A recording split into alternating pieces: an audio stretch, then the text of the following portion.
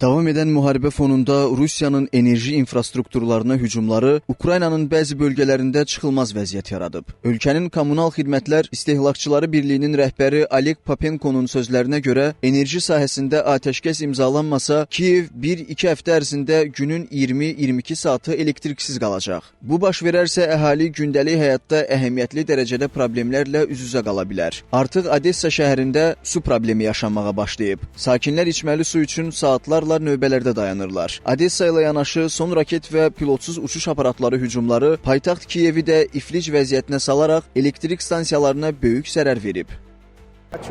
Mən neynəməliyəm? Evdən çıxmalıyam? Gedim çadırda yaşayım? Su üçün növbəyə baxın. Vəziyyət ürəkaçan deyil. Rusiya tərəfində yaşamaq fikrimiz yoxdur. Mənim 71 yaşım var. Əlbəttə ki, problemlər çox böyükdür. Ukrayna həll etməyə çalışır.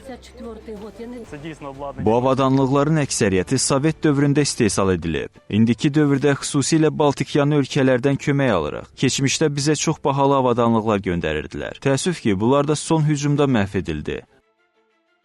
BMT-nin Ukraynadakı missiyasının hesabatına görə Rusiyanın kritik enerji infrastrukturuna hücumları qışın başlaması ilə ciddi problemlərə səbəb olacaq. Minlərlə ailənin artıq uzun müddətdir ki, elektrik enerjisi olmadığı üçün istiliksiz və susuz qaldığı bildirilir. Hesabatda deyilir ki, qış fəsli yaxınlaşdıqca bu problemin böyüməsi gözlənilir. Xüsusilə Rusiyanın oktyabr ayından bu günə davamlı olaraq enerji obyektlərini vurması ciddi itkilərə səbəb olub. Bəzi ərazilərdə kəsilmələr 36 saatdan çox davam edir və bir çox yerlərdə istilik və su təchizatı kəskin şəkildə pozulur. Bundan əlavə Rusiya silahlı qüvvələrinin sıx məskunlaşmış şəhər yerlərində güclü uzun mənzilli raketlər və pilotsuz uçuş aparatlarının istifadəsi enerji sektoru ilə yanaşı insanların ölümünə də səbəb olur. Təkcə noyabrda Ukraynaya edilən hücumlar nəticəsində ən azı 226 mülki şəxs öldürülüb və 952 nəfər yaralanıb.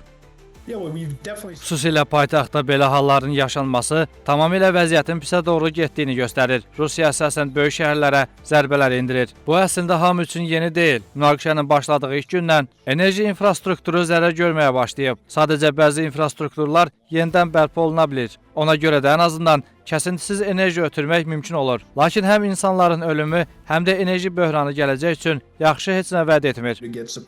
Məlumatlara görə 2025-ci ilin əvvəlindən ölkənin enerji sektoruna dəyən ziyan 14 milyard 600 milyon dollara çatıb. Müharibənin davam etməsi fonunda bu rəqəmin daha da artacağı gözlənilir. Digər tərəfdən Ukrayna Energetika Nazirliyinin məlumatına görə 2025-ci ilin oktyabr ayına qədər ölkənin təkcə elektrik istehsal gücünün 50%-dən çoxu məhv edilib və ya ciddi şəkildə zədələnib. Xüsusilə Xarkov, Dnepropetrovsk və Kiyev bölgələrindəki istilik elektrik stansiyalarının çoxu bir neçə dəfə hücuma məruz qalıb.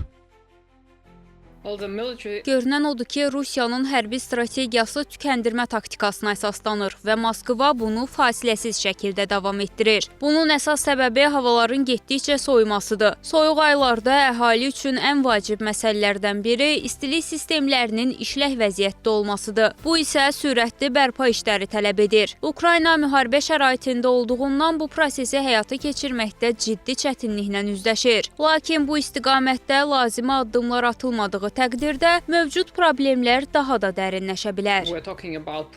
Ümumiləşdirsək, Ukraynanın enerji infrastrukturuna dəyən ziyan əsas xidmətlərin kəsilməsi kimi ciddi çətinliklərə səbəb olur. Elektrik, istilik və su təchizatı ilə bağlı fasilələr, xüsusən qış yaxınlaşdıqca humanitar böhranı daha da artırır. Humanitar qruplar və enerji işçiləri xidmətlərin bərpası üçün təhlükəli şəraitdə işləməyə məcburdular.